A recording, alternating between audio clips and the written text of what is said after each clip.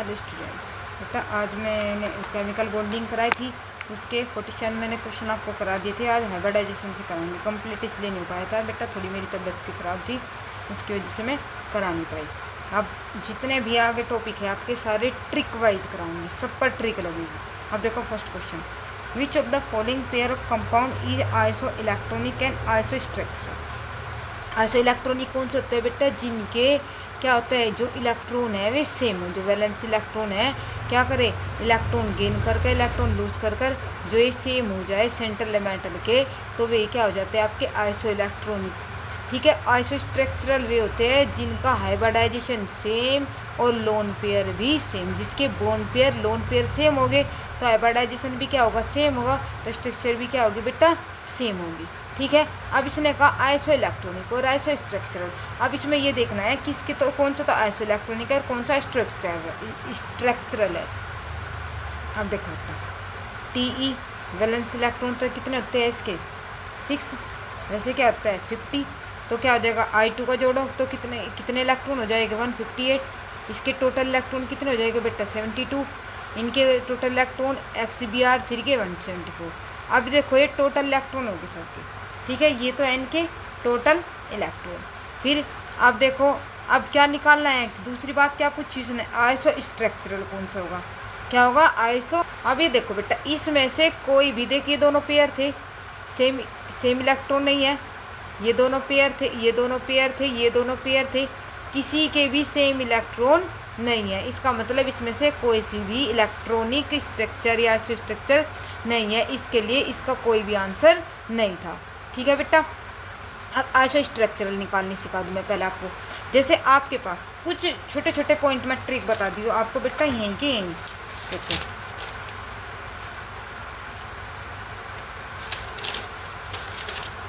देखो स्ट्रक्चर निकालने के लिए हम फॉर्मूला यूज करते हैं। सबसे सिंपल यही फॉर्मूला है। देखो बेटा, जो भी आपका कंपाउंड है, ठीक है, उसकी वैलेंसी क्या है और मोनोवैलेंट क्या है, बस उससे 2 से डिवाइड कर दो। जो चार्ज है, नेगेटिव चार्ज है तो इलेक्ट्रॉन बढ़ेगा, पॉजिटिव चार्ज है तो बेटा इलेक्ट्रॉन घटेगा। जैसे कि आपका ये है NH4 है, कितनी वैलेंसी है इनकी 5, मोनोवैलेंट कितने हैं 4, कितना चार्ज है, इलेक्ट्रॉन प्लस है तो इसका मतलब घटा है, तो 2 से डिवाइड कर दो, क्या आ गया 4, तो क्या हो जाएगा sp3। क्लियर बेटा, sp3 है। अब ये देखो sp3 है, यहाँ से यही मैं स्ट्रक्चर भी बता दूँ, इससे तो हाइब्रिडाइजेशन पता चल गया आपका कि 4 है, ये इसका हाइब्रिडाइजेशन। इसके n है, n के पास देखो कितने हैं हाइड्रोजन, 4 है तो sp3 हो जाएगा। अब देखो NO2 है, NO2 देखो n के कितने होते हैं 5, मोनोवैलेंट तो नहीं है, ये क्या होता है डाइवैलेंट, 2 वैलेंसी होती है ना इसकी, तो ये क्या हो गया 0, चार्ज कितना है प्लस, तो -1, 2 से डिवाइड करेगा तो क्या हो जाएगा sp2। तो sp3 कौन से में आती है आपकी, जो sp3 हाइब्रिडाइजेशन होता है, sp3 में आपके पिरामिडल भी स्ट्रक्चर होती है बेटा और टेट्राहेड्रल भी होती है। एक बात का ध्यान रखना, जहाँ पर लोन पेयर बच जाए वहाँ पर तो होगा पिरामिडल, और जहाँ पर लोन पेयर नहीं बचेगा आपकी जो नॉर्मल स्ट्रक्चर है वही स्ट्रक्चर रहेगी। ठीक है, क्लियर बेटा।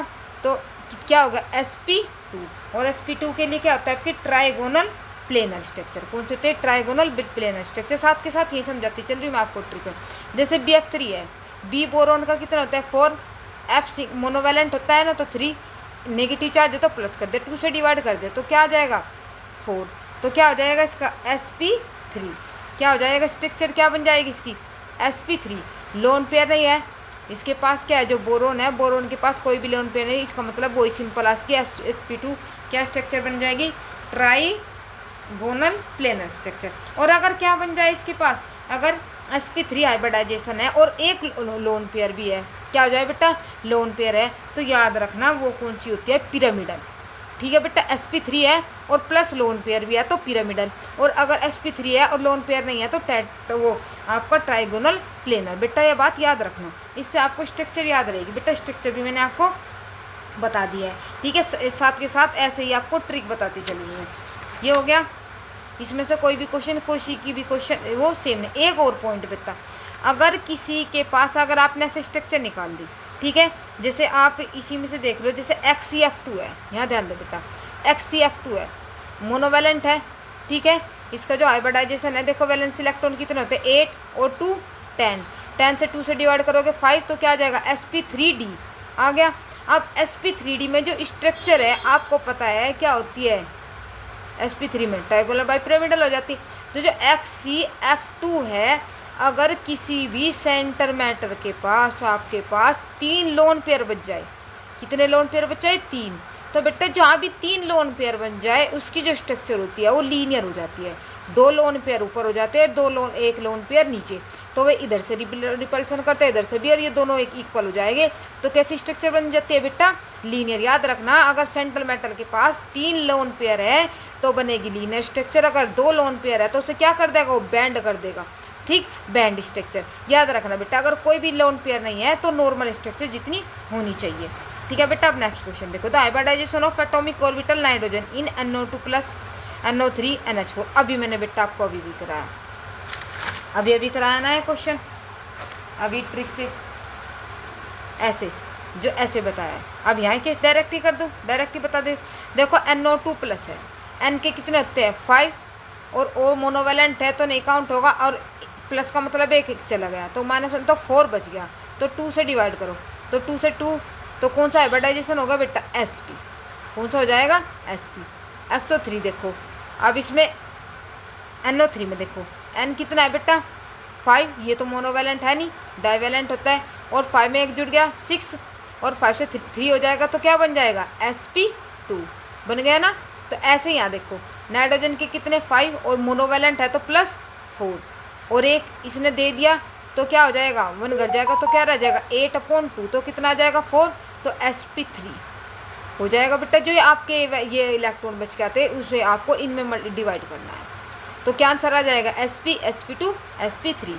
आई थिंक बेटा आपकी समझ में आ गया होगा मैंने कैसे बोला है, ठीक है। Which of the following pair of iso electronic your and iso structure, क्या देखना आइसो इलेक्ट्रॉनिक और आइसो स्ट्रक्चर। और आइसो इलेक्ट्रॉनिक के लिए तो आपको इनके इलेक्ट्रॉन काउंट करने हैं, ठीक है। इलेक्ट्रॉन कैसे काउंट करोगे देखो, अब देखो बेटा पहला है आपका, फटाफट कर लो, ठीक है। देखो पहला है आपका CO3 2 नेगेटिव, तो कितने होते हैं इसका एटॉमिक नंबर 6, ऑक्सीजन का कितना होता है 8, और 8 और 3 है तो 24, ये माइनस का मतलब प्लस के 2, तो कितने इलेक्ट्रॉन हो गए इसके 32, ठीक है। आपको इसकी ट्रिक भी सिखाऊंगे अभी, एक और ट्रिक होती है। अब ये देखो 32 है, ठीक। अब CO3 सिंपल फॉर्म, ये तो हो गया इलेक्ट्रॉन। अब निकालो हाइब्रिडाइजेशन, हाइब्रिडाइजेशन कैसे निकालो, CO3 है, कार्बन के वैलेंसी कितनी होती है आपको 4, ये डाइवेलेंट है, इसका मतलब ये तो नहीं जुड़ेगा 2, तो 4 2 क्या हो जाएगी 6, क्योंकि 2 माइनस के है तो 2 3 जा, तो इसका मतलब क्या हो जाएगा sp2। तो हाइब्रिडाइजेशन तो sp2 लोन, और CO इलेक्ट्रॉन कितने हो गए इसके 32, ठीक है। sp2 है तो स्ट्रक्चर कैसी होगी बेटा, कोई लोन पेयर नहीं है तो सिंपल से मैंने बताया था कोई लोन पेयर नहीं है इसके पास, तो क्या हो जाएगा ट्राइगोनल प्लेनर स्ट्रक्चर, मैंने बताया हुआ है। अगर लोन पेयर नहीं है तो सिंपल स्ट्रक्चर होगी। फिर है आप इसी के साथ ए के साथ ही कौन है NO3 नेगेटिव। अब इसके काउंट करो कितने होते हैं 7 + 24 -1, तो कितना जाएगा 32।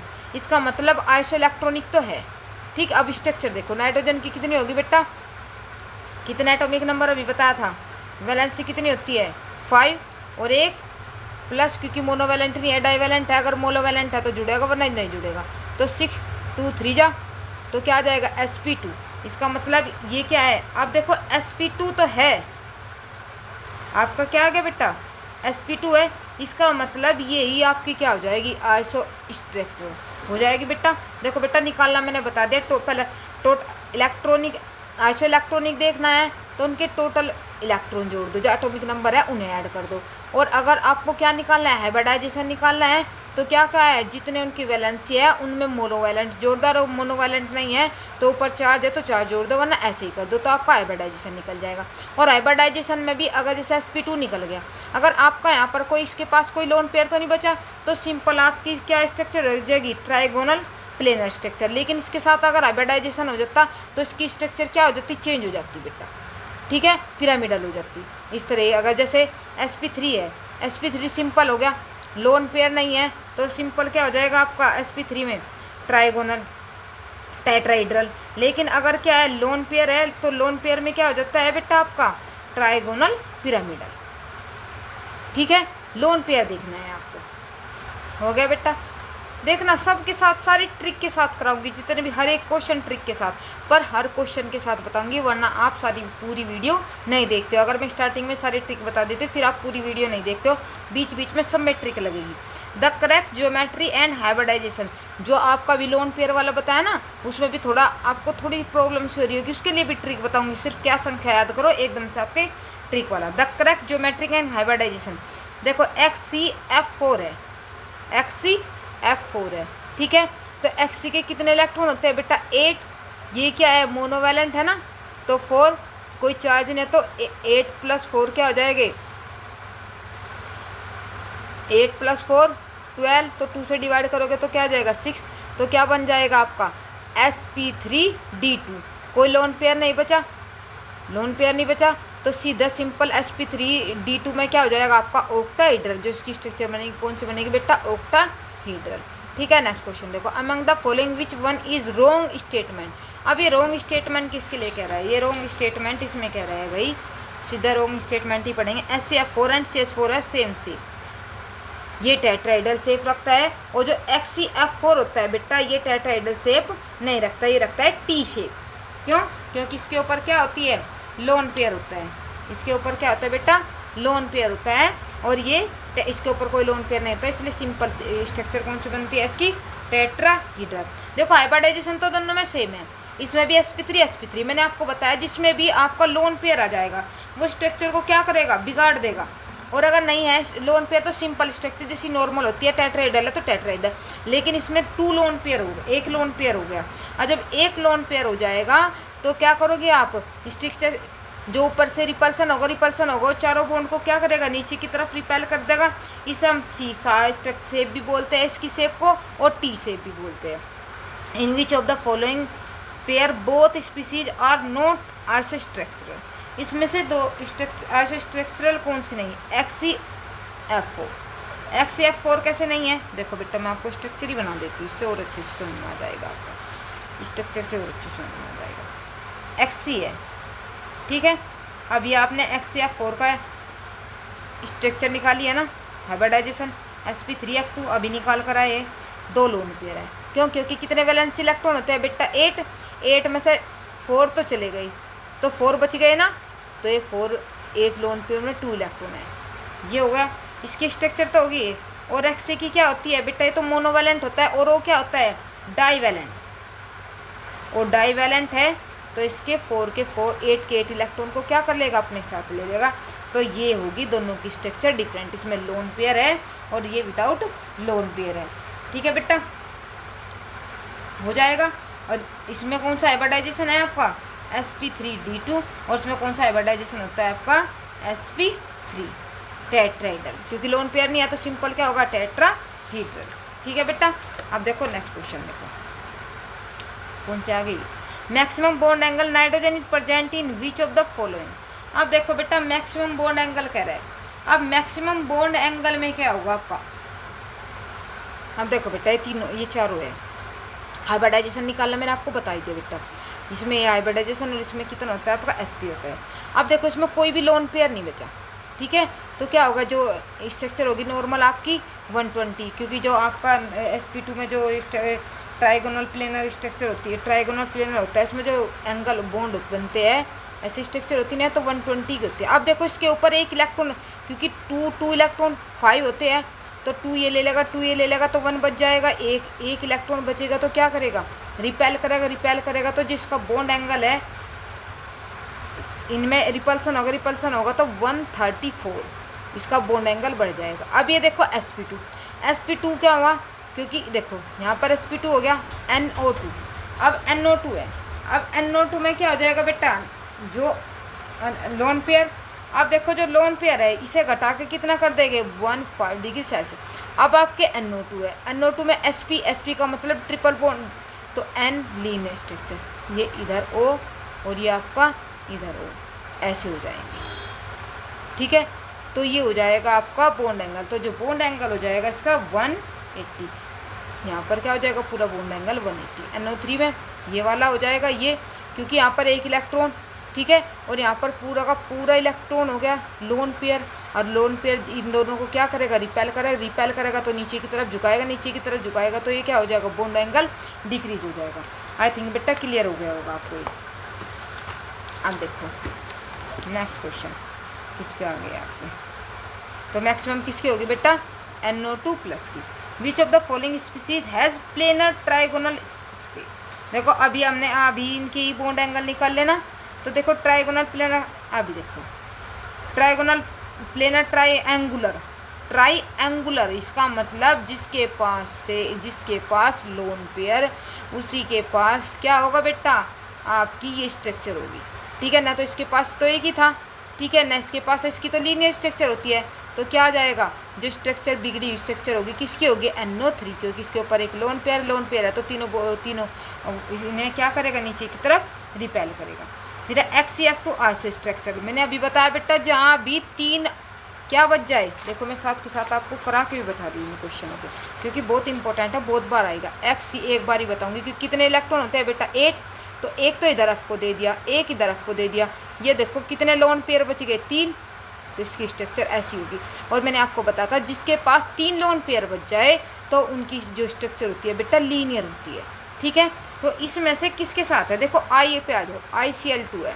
ठीक है, I के कितने होते हैं, 7 होते हैं। और अब देखो Cl नेगेटिव तो नहीं है, हाँ नेगेटिव है, देखो बेटा एक नेगेटिव है, तो एक नेगेटिव होगा 7 का क्या हो जाएगा, इसके बराबर 8 हो जाएगी ना, 8 हो जाएंगे, तो इसका मतलब इधर Cl और इधर Cl, एक लोन पेयर इधर एक लोन पेयर इधर, हो गए ना दोनों की स्ट्रक्चर। मैंने कहा जिसके पास 3 लोन पेयर उनकी स्ट्रक्चर कैसी हो जाती है बेटा, लीनियर, तो ICl2 इसके जैसी हो जाएगी। विच of the following polar molecule, अब देखो बेटा पोलर मोलिक्यूल की बात कर, अब देखो बेटा इसमें सब एक दूसरे के फोर्स को कैंसिल कर देंगे, लेकिन जो F4 होता है ये T शेप होती है, इसमें T शेप होने की वजह से क्या होगा, नीचे जो F है एक दूसरे के फोर्स को क्या नहीं कर पाएंगे, कैंसिल नहीं कर पाएंगे, तो इसका मतलब जो इसका डाइपोल मोमेंट है वो जीरो नहीं होगा, तो इसका मतलब ये पोलर है। ठीक है बेटा, the outer orbital of C in ethene molecule can be considered to be hybridized to give 3 equivalent sp2 orbital, the total number of sigma and pi bond in ethane molecule. देखो बेटा क्या formula होता है ethane का, C double bond C H, बहुत simple question है। अब sigma count कर लो, सिग्मा और एक पाई, 1 2 3 4 5 तो हो गए सिग्मा, और 1 क्या हो गया, पाई, 5 सिग्मा 1 पाई। ठीक है, कितना सिंपल क्वेश्चन था। In which of the following pair both species है sp3 हाइब्रिडाइजेशन, sp3 हाइब्रिडाइजेशन कह रहा, देखो आपको पता है जो sp3, इसमें भी आपका sp3 हाइब्रिडाइजेशन पाया जाता है, क्योंकि इसमें 2 लोन पेयर होते हैं, क्योंकि ऑक्सीजन है, ऑक्सीजन में क्या होते हैं बेटा 6 होते हैं, 2 तो यहाँ चले जाते हैं, 4 बच गए, तो 2 तो हो गए लोन पेयर। इसकी जो H2 है बेटा, इसकी बैंड स्ट्रक्चर या एंगुलर स्ट्रक्चर, 2 तरह की स्ट्रक्चर बोलते हैं हम H2 को, बैंड स्ट्रक्चर या एंगुलर स्ट्रक्चर। एक NF3, जो NF3 है, N के कितने होते हैं, 5 होते हैं, 3 दे देगा, तो ऊपर इसमें भी क्या हो जाएगा कि आपके हाइब्रिडाइजेशन, दोनों में जो हाइब्रिडाइजेशन होता है बेटा sp3 होगा। देखो 5 होता है, ठीक, मोनोवैलेंट 5 और 3 क्या हो जाएगा, 8 हो गए, और 2 से डिवाइड करोगे कितना 4, तो sp3, इसमें भी sp3 और इसमें भी sp3 आंसर हो जाएगा। Which of one of the following pair is isostructural having same shape and same hybridization, this is BF4 NH4, बिल्कुल सेम स्ट्रक्चर होगी, निकाल कर देख लेना बेटा। Which of the on from list given below the geometric explain in the A, hybridization देगा, ये दे दिया बेटा, इनकी निकालेंगी, इसका क्या आंसर आ जाएगा आपका NO2 और NO3। फिर in which the following pair of molecule ion central atom have sp2 hybridization कह रहा। देखो बेटा हाइब्रिडाइजेशन निकालना, मैंने देखो कितने सबके निकाल कर बता दिए, अब आगे आप खुद निकालना। ठीक है, तो क्या आ जाएगा, BF3 का होता है और NO2 का, हम अभी करके आए हो, दोनों के दोनों क्या हाइब्रिडाइजेशन होता है BF3 का sp2, और इसमें भी sp2 होता है। In which one of the following species central atom has the type hybridization which is not the same the present in the other, SbCl5, जो आपका SbCl5 है, इसका आंसर हो जाएगा। In which of the following molecule the central atom do not have sp3 hybridization, sp3, इसमें भी sp3 है, अभी निकाल के आई, इसमें भी sp3 है, और इसमें भी किस में नहीं है, जो आपका SF4 है। अभी SF4 हम अभी पढ़ के आए हैं। जैसा 4 होता है उसकी जो स्ट्रक्चर होती है कैसे होते हैं बेटा, टी से या सीसा से, ठीक है, क्योंकि इसके पास एक लोन पेयर होता है। एक लोन पेयर होने की वजह से चारों बॉन्ड को नीचे की तरफ रिपेल कर देता है, टी की फॉर्म बना देता है। अब आ जाओ 65। Some of the property of the two species NO3 और S3 positive are describe below. अब देखो, dissimilar the hybridization for the central atom with different structure. अब नेक्स्ट देखो, in which of the following molecule ion BF3 NO2 negative NH2 H2 of the central atom sp2 hybridise.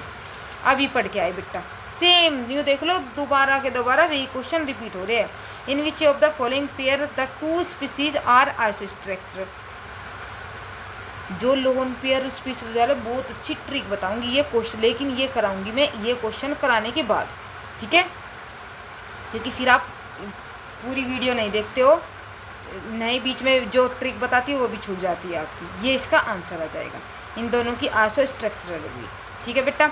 XeO3 की भी, क्योंकि देखो O3 है तो कितने electron ले लेगा इसके, O3 है 2 2 4 2 6 एक बच जाएगा। ऐसे ही Br O नेगेटिव है, इसके भी 8 ऐसे हो जाएगा, एक लेकर 7 होते हैं, एक लेकर क्या हो जाएगा 8, तो 2 2 एक लोन पेयर इसके पास, एक लोन पेयर इसके पास। और मैंने बताया जब बॉन्ड पेयर और लोन पेयर दोनों के इक्वल होते हैं तो उनकी स्ट्रक्चर भी सेम होती है। Which of the following species है लीनियर शेप। लीनियर शेप किसकी होती है, NO2 की। अभी पढ़ के आया, ठीक है। The correct order of reducing electronegativity, ये बात याद रखना बेटा, जिसमें जितना कैरेक्टर S ज़्यादा कैरेक्टर होगा वो इतना ही ज़्यादा इलेक्ट्रोनेगेटिव होगा। जो SP होता है ट्रिपल बॉन्ड को वो करता है, तो देखो SP में क्या होता है 50% S है, इसमें क्या हो जाता है 33, इसमें 75, तो ऐसे ऐसे घटते चले जाते हैं। तो जिसमें S कैरेक्टर ज़्यादा वो इतना ही ज़्यादा इलेक्ट्रोनेगेटिव होता है, ठीक है।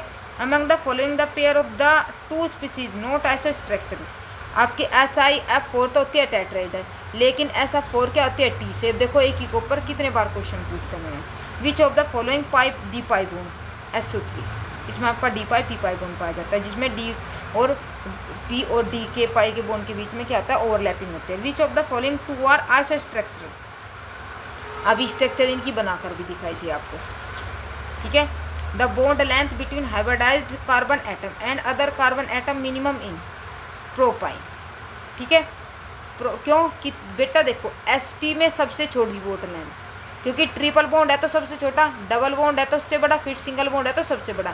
तो सबसे छोटी जो बॉन्ड लेंथ होगी SP की होगी, फिर SP2 की होगी, और सबसे लंबी जो लेंथ होगी SP3 की होगी, ठीक है बेटा। Which of the following hybridize SP2 hybridization, जिसमें डबल बॉन्ड उसी वही आपका SP2 हाइब्रिडाइजेशन, ये एथिलीन में आपका ये हो जाएगा। When of the hybridization state of the carbon atom change from SP3 to SP2 finally SP, the angle between hybridization क्या होगा बेटा, एंगल इंक्रीज होते चले जाएंगे आपके। Which one of the following has the shortest carbon bond length. Ethyl मैंने बताया था, जहाँ पर भी ट्रिपल बॉन्ड है बॉन्ड लेंथ सबसे कम। विच लीनियर, आपको पता है जो CO2 होता है क्या होती है डबल बॉन्ड, इधर डबल बॉन्ड 180 का बॉन्ड एंगल होता है। SP3 hybrid orbital atom contain कितना करेक्टर रखते हैं 1/4 का, ये S है और ये क्या है 3, 1/4 का करेक्टर हो जाता है ना, तो ये क्या आ जाएगा, ये आंसर हो जाएगा। द कॉम्प्लेक्स आयन ये दे दिया for SP3D2 hence the should be poses, कौन सी जाएगी बेटा SP3 रूट में, ऑक्टाहेड्रल। टेट्राहेड्रल किसमें होती है आपकी SP3 में, ठीक है। और स्क्वायर प्लेनर SP3 में, टेट्रागोनल आपके इसमें क्या जाता है आपका lone pair. Which of the following molecule does not have a linear arrange the atom, linear H2S में, क्यों, क्योंकि वाटर वाला है ना फॉर्मूला, ठीक है। ऑक्सीजन फैमिली का, इसके पास भी दो लोन पेयर होते हैं, स्ट्रक्चर क्या बना देंगे, बैंड बना देंगे। इनकी सीधी स्ट्रक्चर होती है बैंड हो जाएगी, क्योंकि इनके पास किसी के पास सिर्फ आपको लोन पेयर ढूंढना है, वो स्ट्रक्चर खराब कर देगा। In which one of the following molecule of the central atom can be set adopt SP2 hybridization, कौन होता है SP2 में आपका BF3 120 एंगल। इक्विलेटरल शेप है किसकी होती है SP2 की। मोलिकुलर ऑर्बिटल थ्योरी, अब देखो बेटा अब है आपकी MOT। अब MOT के लिए पहले आप ट्रिक देखो, ट्रिक क्या होती है देखो, ट्रिक देखो इसके लिए कौन सी ट्रिक लगेगी इसमें आपकी। देखो जो less electronegative lithium, beryllium, BC2N2, इनके लिए तो लगता है आपका 2121 21, ठीक है। O2F2 Ne2 के लिए लगता है 12 21। ये 12 21 2 1 2 क्या होता है देखो बताओ। एनर्जी ऑर्डर कैसे होती है, बॉन्डिंग एंटी बॉन्डिंग। बॉन्डिंग की एनर्जी से ज़्यादा एंटी बॉन्डिंग की एनर्जी होती है। पहले इलेक्ट्रॉन 1s में जाता है, फिर 2s में जाता है, ठीक है। s के बाद किस में जाता है, फिर s के बाद क्या स्टार्ट हो जाता है बेटा, py। तो py में आपके ps इक्वल होता है बेटा आपके पी वाई के। जितनी एनर्जी आपकी पी एक्स की होती है इतनी पी वाई की होती है, लेकिन उससे ज़्यादा एनर्जी किस में, 2p। यहाँ पर आ जाओ। अब जो आपका देखो इसमें 2 है, 2 ऑर्बिटल है, इसका मतलब ये 2, ये 1 है तो इसका मतलब 1। तो जिसमें आपका क्या रहे 2 1 कहाँ पर है, ये वाला। जो ये एलिमेंट रहेंगे आपका, ये 2 वाला पहले आएगा और ये बाद में, फिर 2 वाला पहले फिर बाद में। देखो 21 बन गया ना दोनों में 21। जो आपके और सब सेम, कोई डिफरेंस नहीं। जो आपका O2F2 Ne2 है, इनमें क्या होगा आपका 1 2 की 1 इसकी जो एनर्जी है इससे लेस हो जाती है। क्यों, ये मोर इलेक्ट्रोनेगेटिव है। मोर इलेक्ट्रोनेगेटिव होने की वजह से रिपल्सन ज़्यादा होता है, तो ये आ जाता है नीचे और ये आ जाते हैं ऊपर। तो 1 वाला पहले और 2 वाला बाद में, और ये रहता है सेम। मतलब फर्स्ट वाले का तो बन जाता है 12 और ये रहता है आपका 21। और इसमें फिर आप अपने अकॉर्डिंग जो जिसके जितने वैलेंस इलेक्ट्रॉन है, जो इलेक्ट्रॉन है वो फिल करते जाओ। ये है इसका एनर्जी लेवल। क्लियर बेटा। 21 याद रखना, 12 21 याद रखना। ये इनके लिए है और ये इसके लिए है जब एनर्जी लेवल बनाओगे। देखो फर्स्ट क्वेश्चन है N2 के लिए पूछ रहा है, तो N2 के लिए क्या हो जाएगा आपका, कौन सा N2 किस में है ये, तो इसका मतलब शुरू का तो स्टार्टिंग का सब में सेम रहेगा। जो भी चेंज होता है किस में होता है बेटा, जो भी चेंज होता है यहाँ पर आकर चेंज होता है। इसका मतलब ये पहले ये बाद में, ये पहले ये बाद में। और अगर सपोज कर तो O2 का होता तो ये तो रहता बाद का सेम, सिर्फ जो चेंज होगा ये यहाँ पर और ये यहाँ पर। ठीक है बेटा, ये इसके लिए ट्रिक। अब देखो जो आंसर हो जाएगा इसका C हो जाएगा। ठीक है, फिर देखो consider the following species CN+, CN-, NO। देखो कितनी सिंपल ट्रिक बताती हूँ इसके लिए मैं आपको, बॉन्ड ऑर्डर निकालने के लिए। बॉन्ड ऑर्डर के लिए ये ट्रिक याद रखो। देखो जो ये ट्रिक है याद रखो, 0.5 से स्टार्ट होती है, ठीक है, 1 से।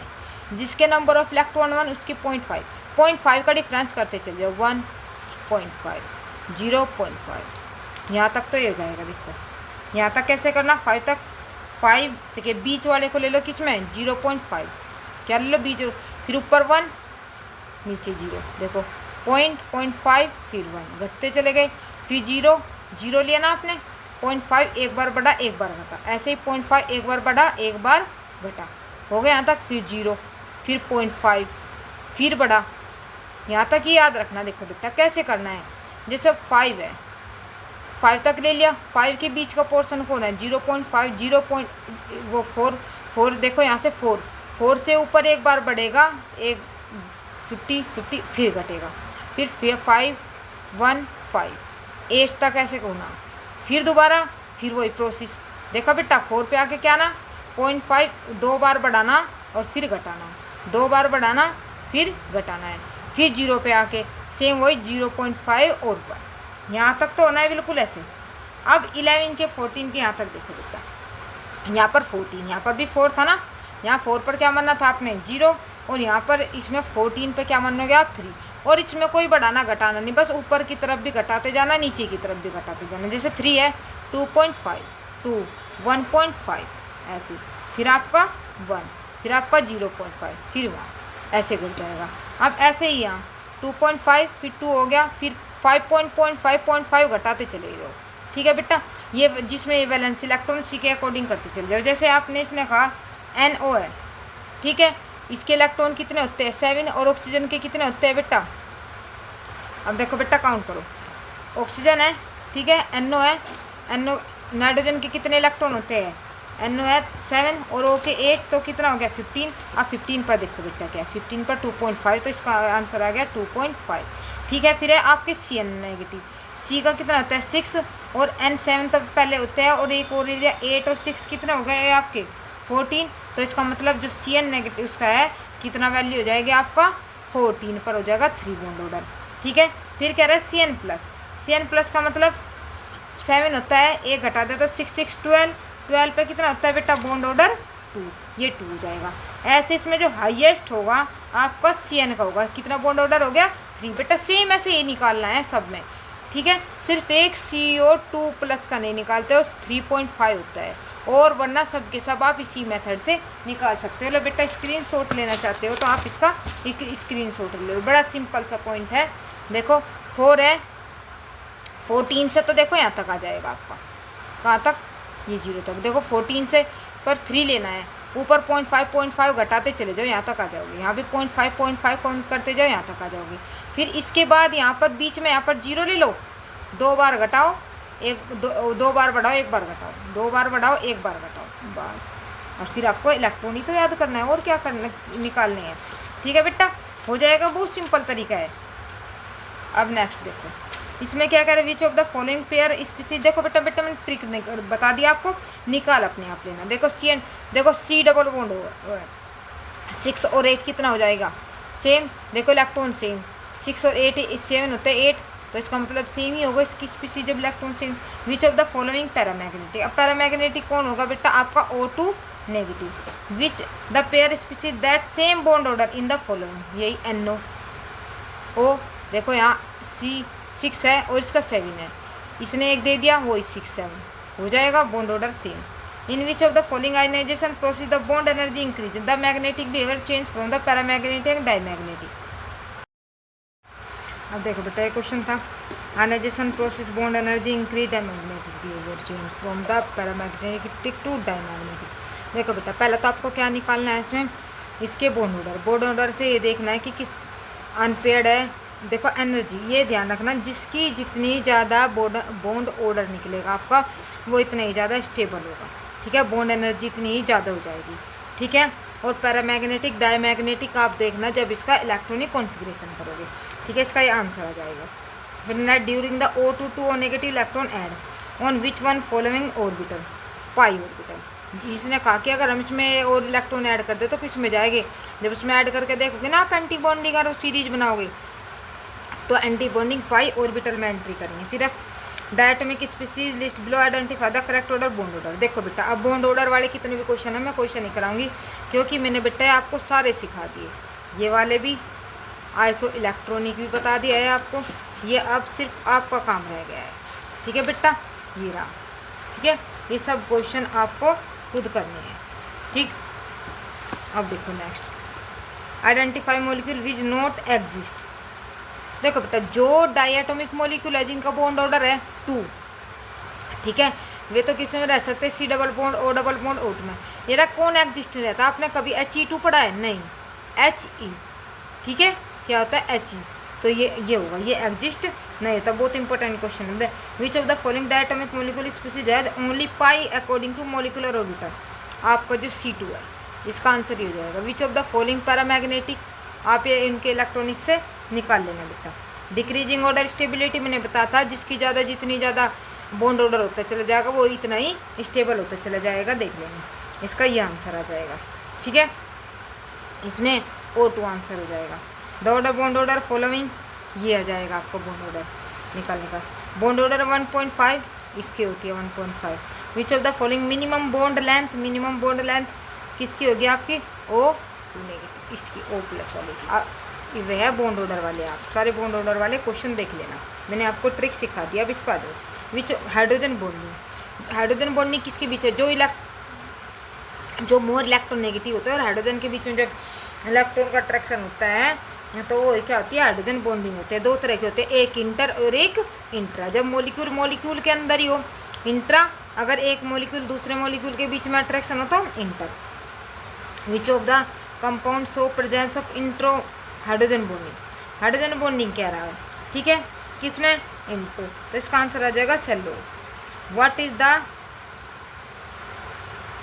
Intermolecular force of bond must overcome in converting liquid CH3COOH2 gas.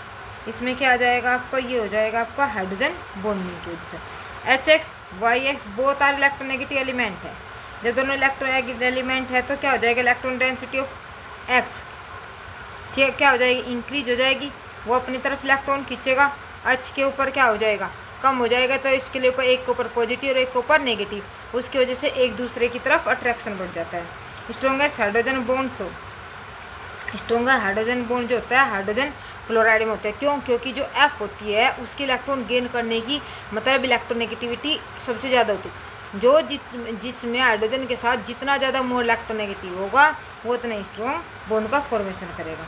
Which so maximum hydrogen bonding, maximum hydrogen bonding कह रहा है इसके बीच बेटा आपके H2 देखो बेटा आपके मैंने बहुत सारी ट्रिक भी सिखाई आपको, इसमें कितनी चीज़ सिखाई।